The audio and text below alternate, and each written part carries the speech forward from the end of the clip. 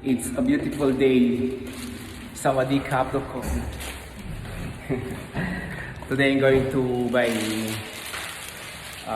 pork at small supermarket here nearby because I'm going to cook a Filipino food. It's called adobo. Okay.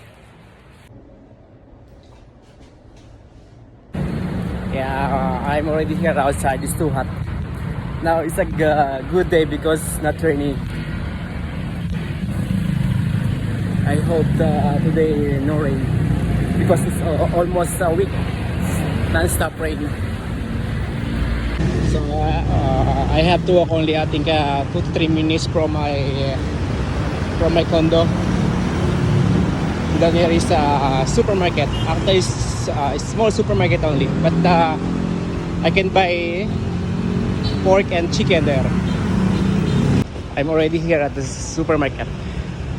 It's called Lotus Supermarket. Let's go direct to the meat section. Oh yeah, that's one. This one. This support fine.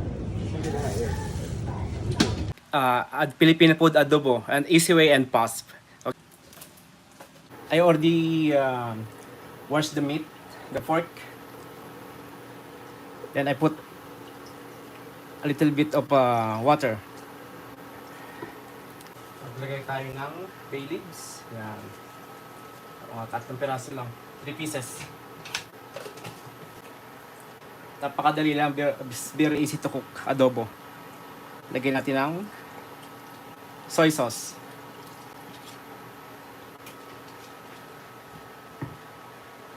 Then, vinegar. Ayan, ganyan lang.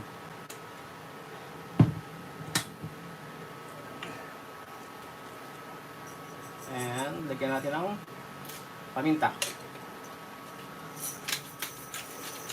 Sa mga Pilipinong nanonood dyan, pasensya na kung nag-English ako at saka nag-Tagalog. Ayan. Okay na siguro yan.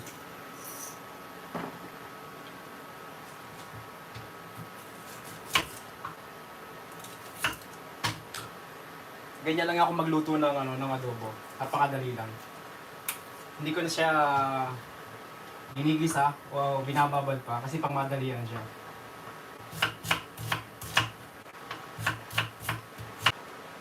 Sibuyas. 1 whole. Isang buong sibuyas siya.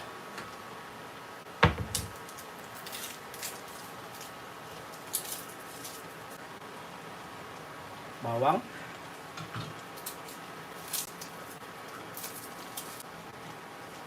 Bawang.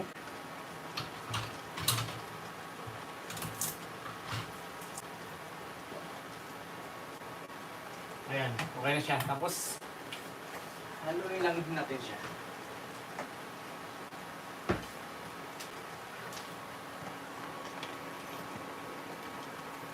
Ayan, pakuluin natin, palambutin lang muna natin ang karne. Ganyan lang siya.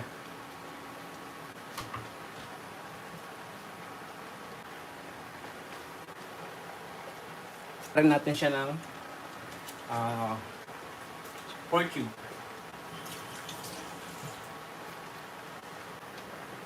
Pakuloy lang muna natin siya hanggang lumambot yung karne. Ayan, that's napakadali nito. Lambutin natin siya hanggang lumiit yung tubig. Tapos lalasahan lang siya natin mamaya. Pag malambot na. Saka natin lalagyan ng mga iba pang pampalasa gaya ng sili. Ayan. Kung doon sa hindi nakapanood kung paano ko siya ginawa, pwede nyo balikan yung mga nauna kong live. Kasi medyo mahaba na kaya pinutol ko kanina. Ayan.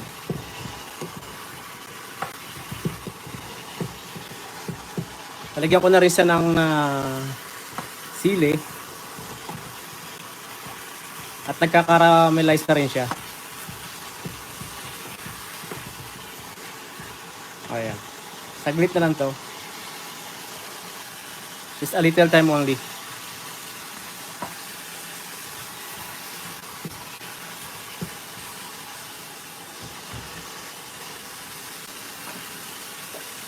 You need to add only black pepper. Ayan. Yeah.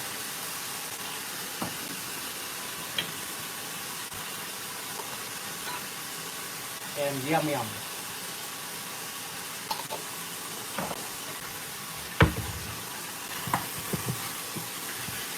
That is the easy way how to cook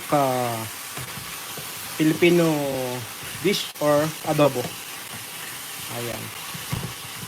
Yan, look delicious. Hindi ko na siya lalasahan kasi ano ko na yung lasa niya. Kabisado ko na yung lasa niya. Ayan. Sa mga hindi nakapanood kung paano ko to ginawa, balikan nyo lang yung mga una kong live. Makikita nyo kung anong mga ingredients na. Napakasimple lang. Simple lang siya.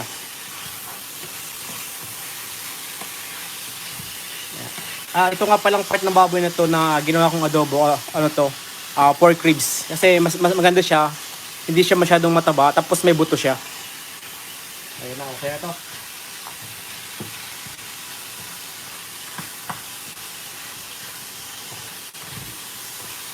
Ayan.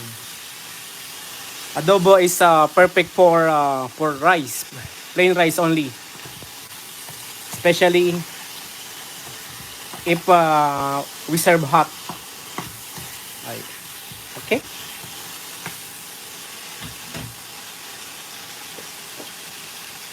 That's done. And thank you for watching me. And please subscribe to my channel and like my video. Thank you very much.